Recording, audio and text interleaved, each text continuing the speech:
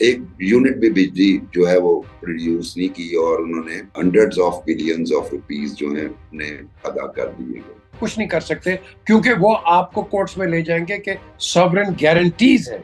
एक ही तरीका है, आप अपने आप को बैंकरप्ट डिक्लेयर कर दें, ये सारे कॉन्ट्रैक्ट्स नल एंड वॉइड हो जाएंगे।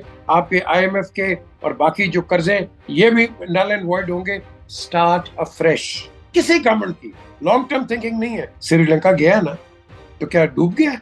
नहीं, आप जाएं उसकी इकोनॉमी देख लो, लोग फ्लरिश कर रहे हैं। कि पीएमएलक्यू और मुशर्रफ इरा में 45 आईपीपीस के साथ मुआहदे हुए। पीपीपी इरा उसमें 34, पीएमएलएन 2013 टू 2018 101 एग्रीमेंट्स।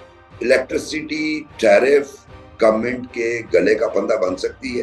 हुकूमत को गालियां पड़ेंगी, पड़ती रहेंगी और भी सख्त पड़ेंगी और ये वक्त आ जाएगा कि इनकी हुकूमत गिरा देंगे। अस्सलाम वालेकुम नाजरीन, आप देख रहे हैं प्रोग्राम टॉप स्टोरी। मैं हूं आपका होस्ट मुबशर बुखारी और मेरे साथ हस्बे रवायत पीजे मीर। और हम जो मर्जी डिस्कस कर लें, लेकिन पाकिस्तानी अवाम के लिए हर हफ्ते एक ही बड़ी खबर होती है और वो बड़ी खबर होती है बिजली के बिल और उन बिजली के बिलों से वाबस्ता दूसरी चीजें।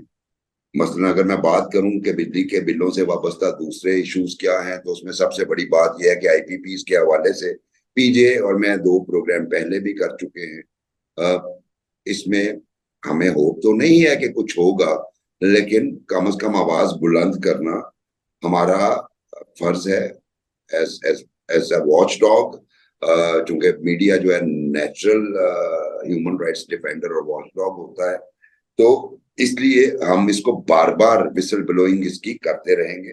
उस पे जमात इस्लामी ने इस्लामाबाद में धरना दिया।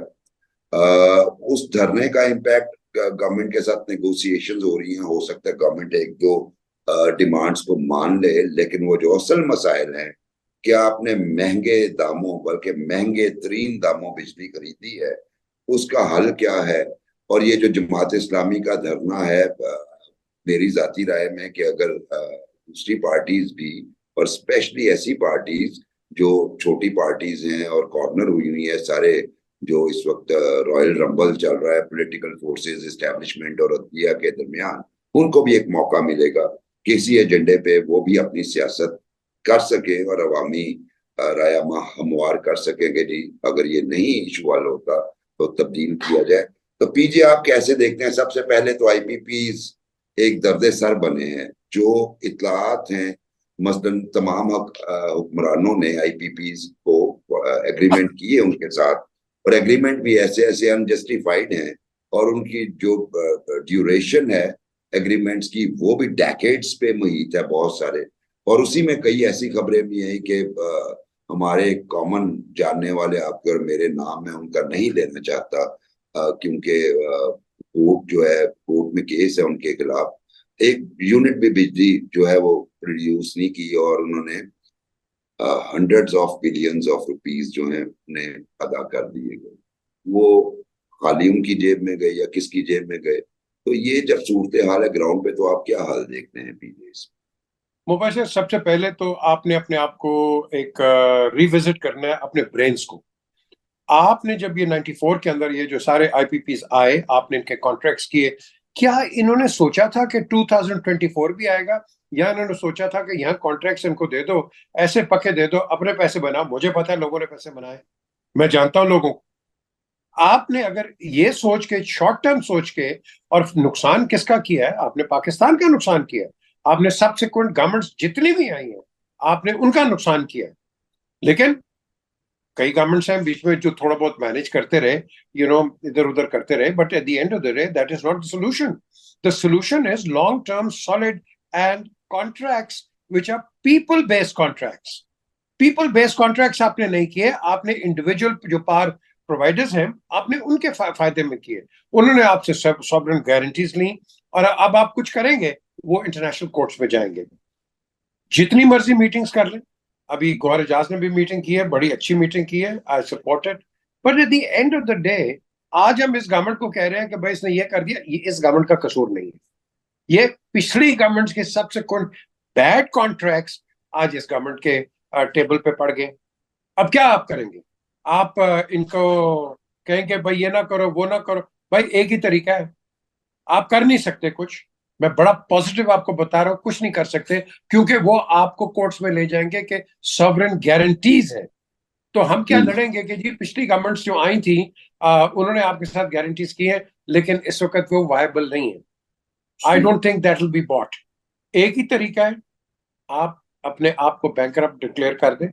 आप डिक्लेयर हो जाएंगे बैंकरप्ट, ये सारे कॉन्ट्रैक्ट्स नल एंड वॉइड हो जाएंगे। हर चीज और भी आपकी मुसीबतें नल एंड वॉइड होंगी, आपके आईएमएफ के और बाकी जो कर्जे ये भी नल एंड वॉइड होंगे। Start afresh. आप बड़ी उम्मीद करते हैं, हर गवर्नमेंट, आज की नहीं, हर गवर्नमेंट उम्मीद करती है शायद हमारे कर्जे माफ कर दें, शायद ये कर दें। और भाई क्यों माफ करें?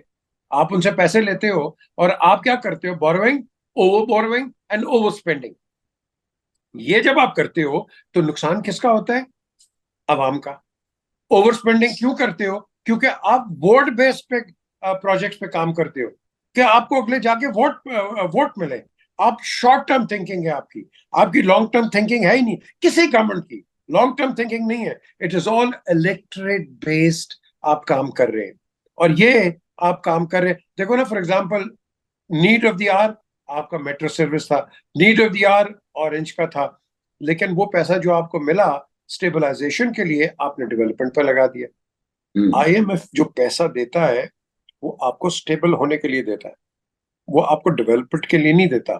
या वो डेवलपमेंट करे या जिसमें आईएमएफ को पता है कि नहीं जी इससे पैसे आएंगे और हमें रिपे हो जाएंगे। अब आपने सब्सिडीज इतनी दे दी हैं ये बस सर्विस को और ऑरेंज को, क्यों कैसे चलाओगे तुम?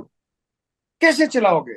I am not an economist, I am a basic, आप कह लो कि एक बंदा जो कि 2 और 2 को जानता है कि 4 होता है, ये 2 और 2 6 कर रहे हैं और नुकसान अगेन अवाम का है। सो बेसिकली ये आपके पास एक सोल्यूशन है, बैंकरप्सी पे चले जाओ, कोई बड़ी बात नहीं है। श्रीलंका गया है ना, तो क्या डूब गया है? नहीं, आप जाएं उसकी इकोनॉमी देख लो, लोग फ्लरिश कर रहे हैं because people, the government is spending on the people of Sri Lanka. आप भी करो, because you made, not today's government, आपने सबसिक्वेंट गवर्नमेंट जो आई है ये सब ने वही किया है। एक ही गवर्नमेंट थी जिसने आपको आईएमएफ से निकाला था, कौन है वो? बताएं मुझे आप। जनरल मुशर्रफ की government, Shaukat Aziz was the prime minister, उसने आपको आईएमएफ प्रोग्राम से बाहर निकाला। बाद में फिर आपके वही एक्यूमुलेशन होगी। तो ये जो चीजें हम कर रहे हैं ये हम कर रहे हैं लोगों को शॉर्ट टर्म अपीस करने के लिए। आपके पास इतना वायलेशन का पैसा पड़ा हुआ है Mubashar. For example traffic violations Pakistan में इतनी है, गाड़ियां और ये जो मोटरसाइकिल्स और ये बसेस चलाते हैं, रिक्शा चलाते हैं, खुदा की कसम ये मौत के फरिश्ते हैं रोड के ऊपर। इनको इनको कोई चलान करता ही नहीं है। No one cares. पुलिस को 50 रुपए दे दो, पुलिस छोड़ देती है, नॉट रियलाइजिंग कि यू आर लीविंग एक ऐसा बंदा जो कि कल 6 बंदे मार सकता है रोड के ऊपर, हम्म, मर्डर। क्यों? बिकॉज आपने उसको, जो आपका कानून है, आप कानून पे उसको चलने नहीं देते। हर जगह, हर जगह, मैं आपको छोटे छोटे क्या एग्जांपल दूं मुबशर, ट्रैफिक में रोकोगे ना, हर आदमी एक्सट्रीम लेफ्ट से गाड़ियां लेके जाके फट वो ट्रैफिक लाइट पे चला जाता है। बिल्कुल। Where is your law? Where are these constables and these ये जो वार्डन्स है, where are they? What are they doing? ये चलान करते हैं, लोग इनसे बदतमीजी करते हैं। भाई क्यों इनसे बदतमीजी तुम करते हो? ये हमारे खैर ख्वाह है, ये हमारे रखवाले हैं, इनसे बदतमीजी ये शुरू कर देते हैं। फिर ये भी बेचारे गरीब लोग होते हैं, ये फोन कोई आ जाता है, उसकी नौकरी चली जाती है।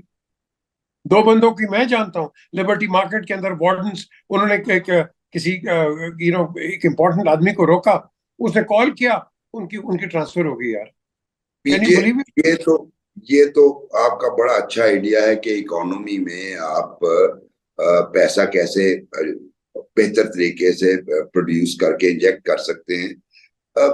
जो बात आईपीपीस की आपने की, मैं 200% एग्री करता हूँ। मैं गो थ्रू कर रहा था कुछ डॉक्यूमेंट्स, जिससे अंदाजा हुआ कि कम अज कम एक एग्रीमेंट जो है, 3-4 मैंने एग्रीमेंट्स ऐसे देखे जो 2039 में एक्सपायर होंगे और मोस्टली जो है 2054 में खत्म होंगे। ये पाकिस्तान के साथ एक अलमिया। और उसके बाद फिर मैंने नेपरा की वेबसाइट पे कुछ कैलकुलेशन जब की, तो नेपरा की वेबसाइट पे नंबर 1 2003 से पहले का डेटा मौजूद नहीं है।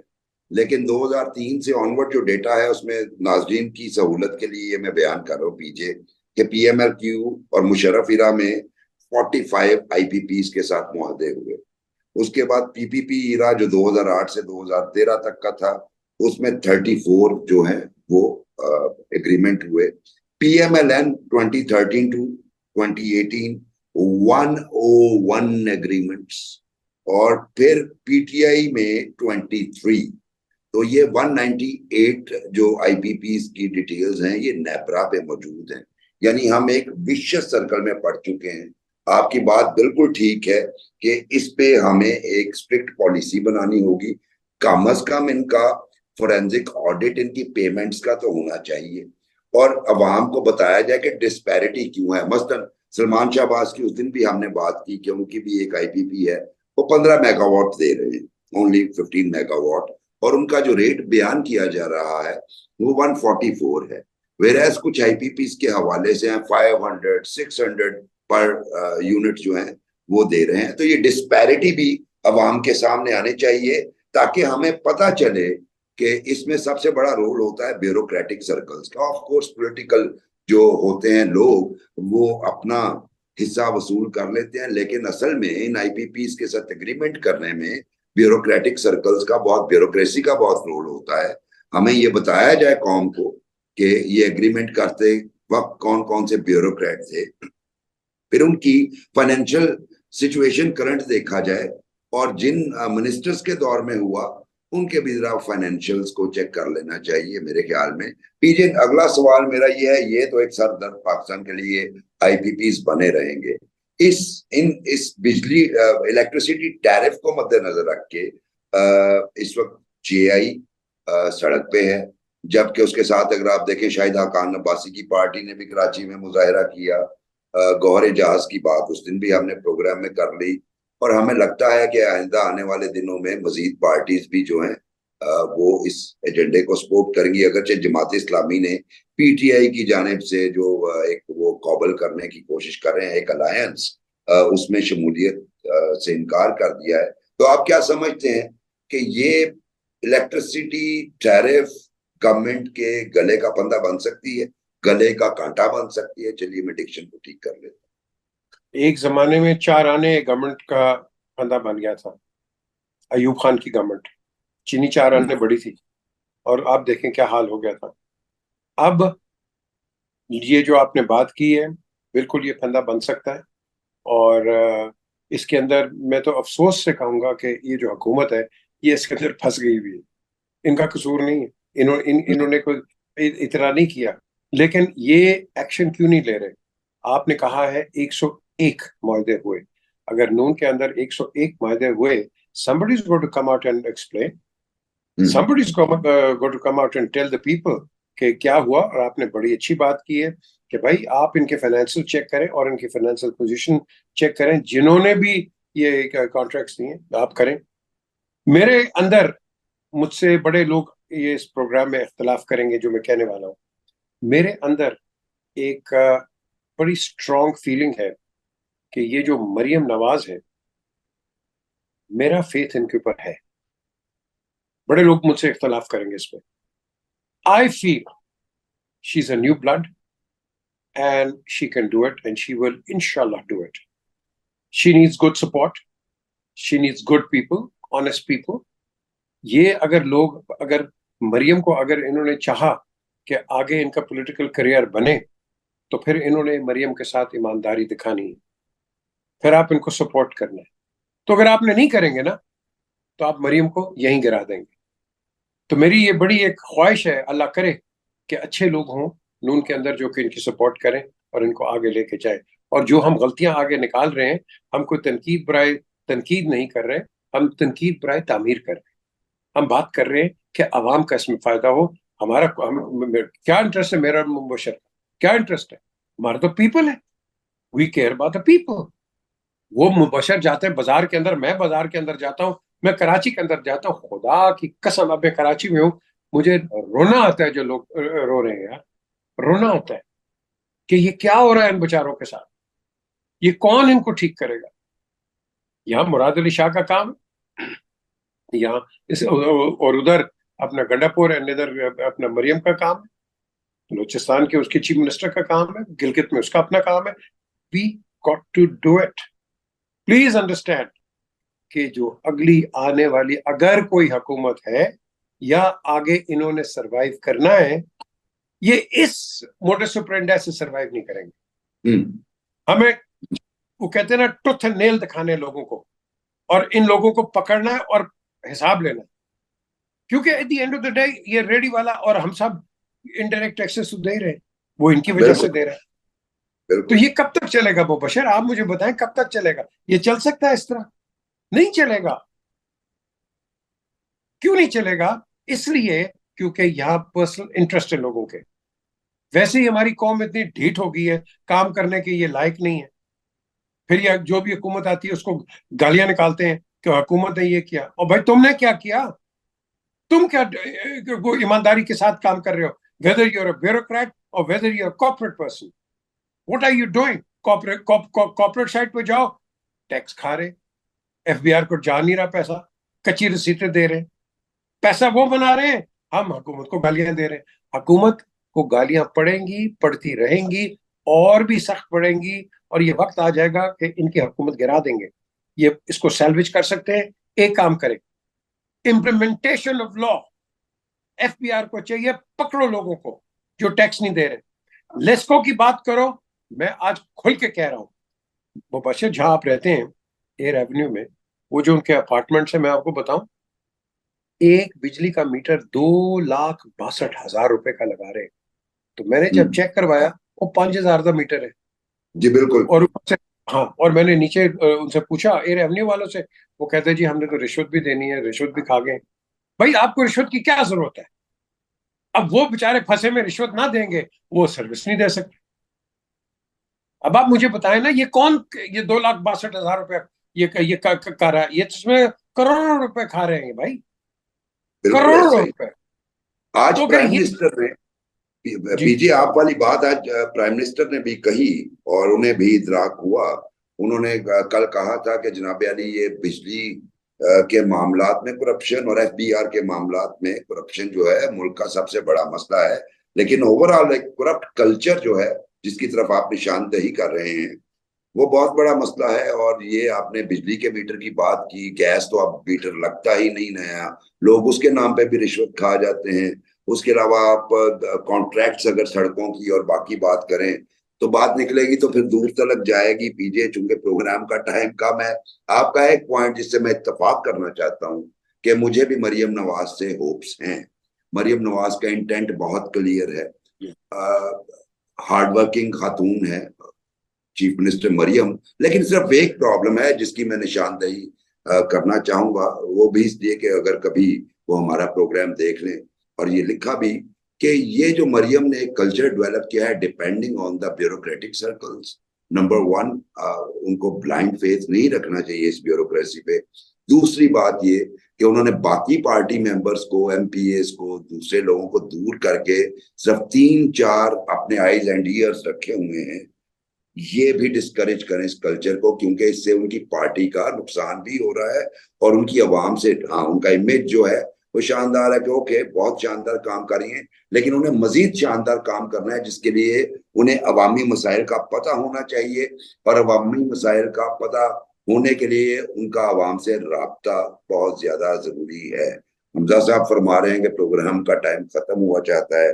नाजरीन, इस हफ्ते के लिए इतना ही। अपना फीडबैक जरूर दीजिएगा और अगले हफ्ते के लिए मुझे और पीजे मीर को इजाजत दीजिए। अल्लाह हाफिज।